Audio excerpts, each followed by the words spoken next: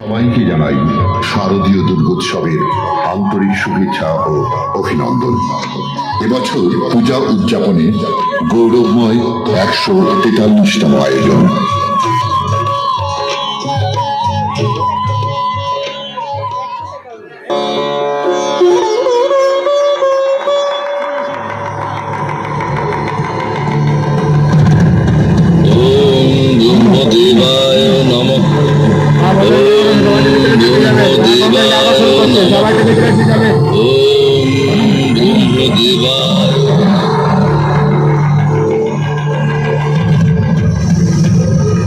হে হিরণ্যকশিপু, তোমার আরাধনা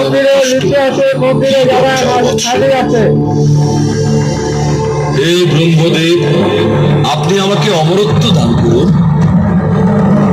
আমি তোমাকে এমন বর দিচ্ছি যে তোমাকে কোনো মানুষ, পশু, অসুর, দেবতা দিনে অথবা রাতে, ঘরে কিংবা বাইরে কোনো অস্ত্র দ্বারা হত্যা করতে পারবে না।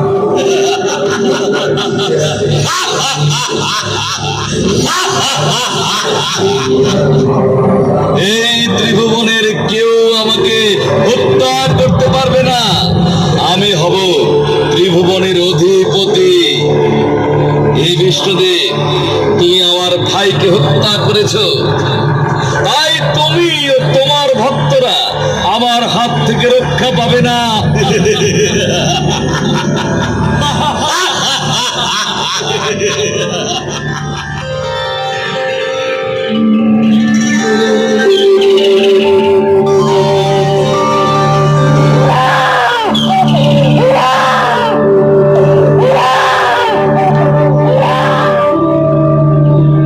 একদিন হিরণ্যকশিপুর প্রাসাদ আলো করে জন্ম নিল এক শিশু। চারিদিক আলোয় উদ্ভাসিত হয়ে উঠল। সেই শিশুর নাম প্রহ্লাদ, যিনি পরবর্তীতে ভক্ত প্রহ্লাদ নামে অধিক পরিচিতি লাভ করেন, যার মুখে ছিল শুধুই শ্রী হরিনাম, শুধুই শ্রী হরিনাম। হরি হরি হরি হরি কে কে আমার প্রাসাদে আমার চির শত্রু হরির নাম উচ্চারণ করে? কে সে?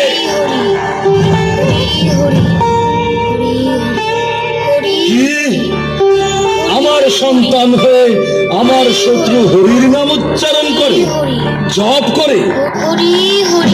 সে আমার সন্তান হয়ে আমার শত্রু হরির নাম জপ করবে, এমন সন্তানকে আমি জীবিত রাখি না। এই, তোরা কে কোথায় আছিস? ওকে অগ্নিকুণ্ডে নিক্ষেপ কর।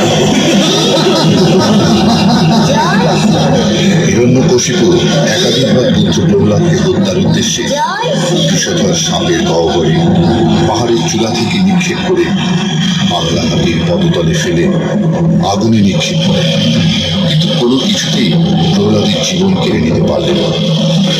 এমনি একদিন সন্ধ্যাবেলা প্রাসাদের প্রাঙ্গণে প্রহ্লাদ হরিনাম জপ করতে করতে কোথায় তোর হরি? এই আকাশে, বাতাসে, প্রাসাদে, মাটিতে, কোথায় রে তোর হরি?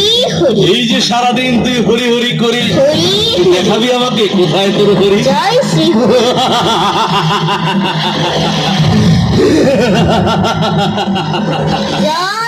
আচ্ছা, এই স্ফটিক স্তম্ভে তোর হরি আছে?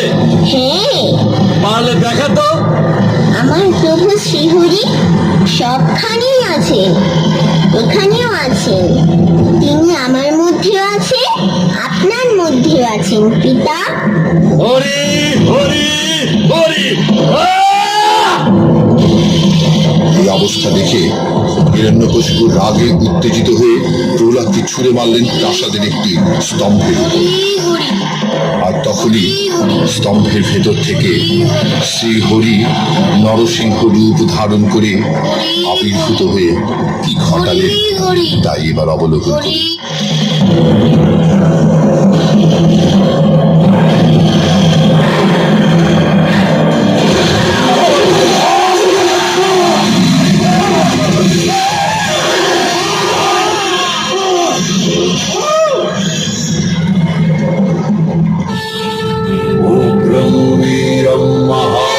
विष्णु ज्वलन्तं বিগতো মুখম নৃসিংহম ভীষণম ভদ্রম মৃত্যুম নমাম্যহম।